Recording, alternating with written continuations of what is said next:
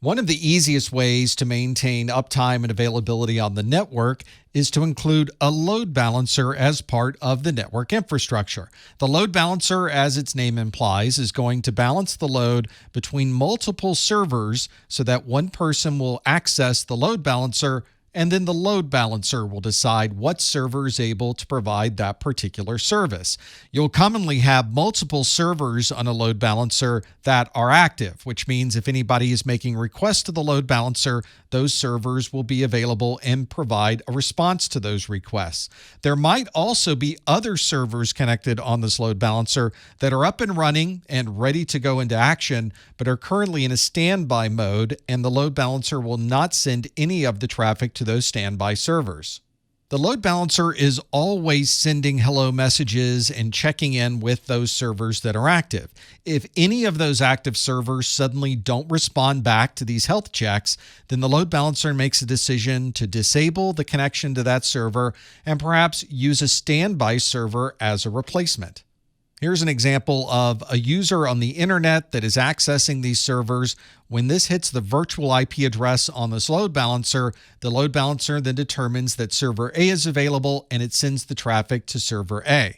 Most load balancers will also remember which servers were being used by a user. So if this request comes from the same user, the load balancer will remember that this user was using server A, and it will send that traffic to the server A device.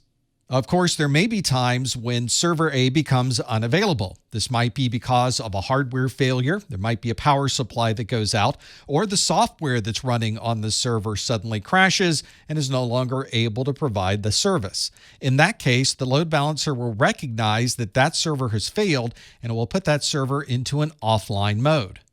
Since this load balancer also has standby servers, it can enable one of those standby servers to be online and available, and any future requests from devices on the internet will use the new server instead of going to the one that's currently unavailable. Even if you don't have a load balancer, you can still provide redundancy to a server using multiple network interface cards on that device. We refer to this as NIC teaming. You might also see this referred to as load balancing failover, or LBFO. This allows us to plug in and use these multiple connections to a server, but instead of having a primary connection and a standby connection, we can use both of those connections simultaneously and aggregate the bandwidth between both of them. This provides us with increased throughput, and it also provides us with a way to have redundant paths should one of those connections fail. On the server, this is usually configured by installing multiple network interface cards on the server, and in the server operating system, those cards are bound together to look as if they are one single interface. We'll also configure the switch side of this to be able to interpret any of the traffic going to and from those connections as something that's being NIC teamed in the server. Just as we had a load balancer that sent hello messages to make sure that it would get a response back from those network interfaces, we also have the same functionality within the server. The server is going to have the network interface cards talk to each other, usually over a multicast connection. Those multicast hello messages will go out periodically, and the other interface cards on that server will listen and respond to those hello messages. If for some reason a network connection becomes unavailable, perhaps a switch has failed or someone accidentally unplugs a cable, that hello message will not get a response from the interface card that's been disconnected. The server will recognize that that card is no longer talking on the network. It will administratively turn it off and use the other available network interface cards to provide the redundancy and the connectivity for all of the users. Here's an example of using this port aggregation where we have a server that has two network interface cards, and both of those network interface cards are going to connect to a switch.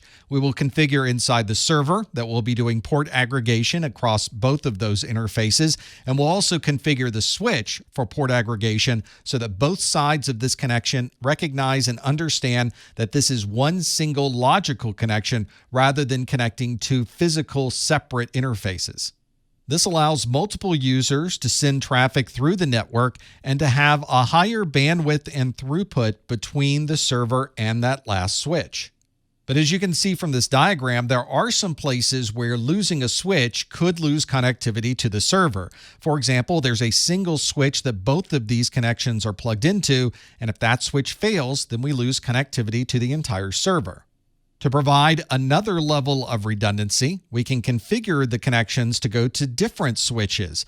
We'll still have the same two network interface cards in the server, but instead of plugging both of those into the same physical switch, we'll separate them into different switches. That way, if we lose either one of these switches due to a hardware problem or a connectivity issue with the cables, we'll have a separate path that can be used for all of our users to maintain the connectivity to that server.